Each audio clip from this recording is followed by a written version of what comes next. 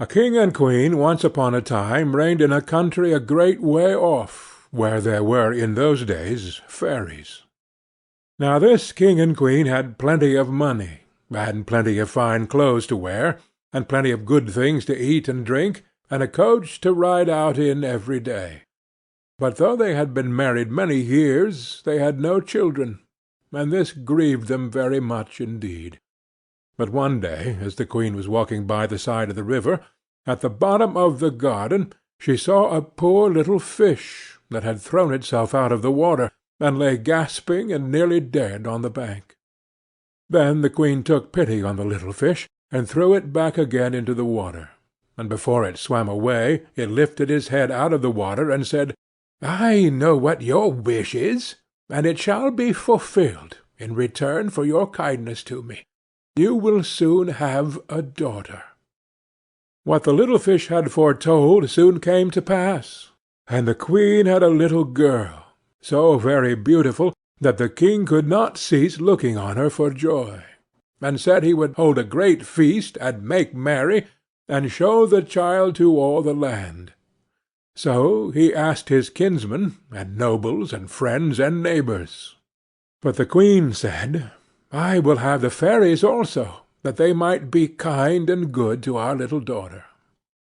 Now there were 13 fairies in the kingdom, but as the king and queen had only 12 golden dishes for them to eat out of, they were forced to leave one of the fairies without asking her. So 12 fairies came, each with a high red cap on her head, and red shoes with high heels on her feet, and a long white wand in her hand.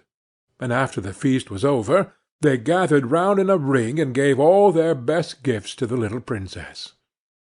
One gave her goodness, another beauty, another riches, and so on, till she had all that was good in the world.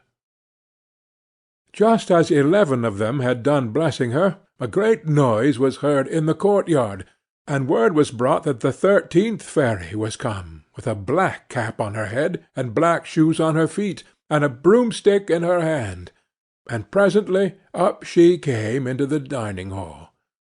Now, as she had not been asked to the feast, she was very angry, and scolded the king and queen very much, and set to work to take her revenge. So she cried out, "The king's daughter shall in her 15th year be wounded by a spindle, and fall down dead." Then the 12th of the friendly fairies, who had not yet given her gift, came forward, and said that the evil wish must be fulfilled, but that she would soften its mischief. So her gift was, that the king's daughter, when the spindle wounded her, should not really die, but should only fall asleep for 100 years. However, the king hoped still to save his dear child altogether from the threatened evil, so he ordered that all the spindles in the kingdom should be brought up and burnt. But all the gifts of the first 11 fairies were in the meantime fulfilled, for the princess was so beautiful and well-behaved and good and wise that every one who knew her loved her. It happened that, on the very day she was 15 years old, the king and queen were not at home, and she was left alone in the palace. So she roved about by herself, and looked at all the rooms and chambers, till at last she came to an old tower, to which there was a narrow staircase ending with a little door. In the door was a golden key, and when she turned it the door sprang open, and there sat an old lady spinning away very busily. "Why, how now, good mother?" said the princess. "What are you doing there?" "Spinning," said the old lady, and nodded her head, humming a tune, while buzz went the wheel. "How prettily that little thing turns round," said the princess, then took the spindle and began to try and spin. But scarcely had she touched it before the fairy's prophecy was fulfilled. The spindle wounded her, and she fell down lifeless on the ground. However, she was not dead, but had only fallen into a deep sleep, and the king and the queen, who had just come home, and all their court fell asleep too, and the horses slept in the stables, and the dogs in the court, the pigeons on the house-top, and the very flies slept upon the walls. Even the fire on the hearth left off blazing and went to sleep. The jack stopped, and the spit that was turning about with the goose upon it for the king's dinner stood still. And the cook, who was at that moment pulling the kitchen boy by the hair to give him a box on the ear for something he had done amiss, let him go, and both fell asleep. The butler, who was slyly tasting the ale, fell asleep with the jug at his lips, and thus everything stood still and slept soundly.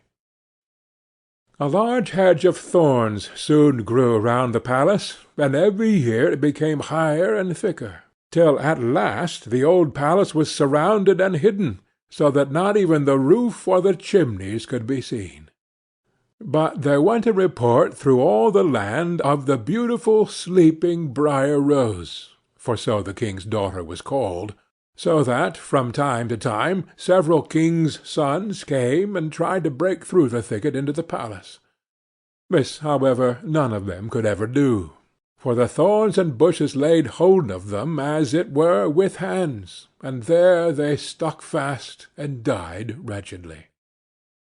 After many, many years there came a king's son into the land, and an old man told him the story of the thicket of thorns, and how a beautiful palace stood behind it, and how a wonderful princess, called Brier Rose, lay in it asleep, with all her court. He told, too, that he had heard from his grandfather that many, many princes had come and had tried to break through the thicket, but that they had all stuck fast in it and died. Then the young prince said, "All this shall not frighten me. I will go and see this Brier Rose." The old man tried to hinder him, but he was bent upon going. Now that very day the 100 years were ended, and as the prince came to the thicket, he saw nothing but beautiful flowering shrubs, through which he went with ease, and they shut in after him as thick as ever. Then he came at last to the palace, and there in the court lay the dogs, asleep, and the horses were standing in the stables, and on the roof sat the pigeons fast asleep, with their heads under their wings. And when he came into the palace, the flies were sleeping on the walls, the spit was standing still, the butler had the jug of ale at his lips, going to drink a draught, the maid sat with a fowl in her lap, ready to be plucked, and the cook in the kitchen was still holding up her hand, as if she was going to beat the boy. Then he went on still farther, and all was so still that he could hear every breath he drew, till at last he came to the old tower, and opened the door of the little room in which Brier Rose was, and there she lay, fast asleep on a couch by the window.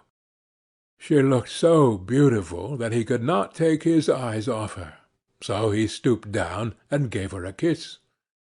But the moment he kissed her, she opened her eyes and awoke, and smiled upon him, and they went out together, and soon the king and queen also awoke, and all the court, and gazed on each other with great wonder. And the horses shook themselves, and the dogs jumped up and barked, the pigeons took their heads from under their wings, and looked about, and flew into the fields. The flies on the walls buzzed again. The fire in the kitchen blazed up. Round went the jack, and round went the spit, with the goose for the king's dinner upon it. The butler finished his draught of ale, the maid went on plucking the fowl, and the cook gave the boy the box on his ear. And then the prince and Brier Rose were married, and the wedding feast was given, and they lived happily together all their lives long. End of Brier Rose.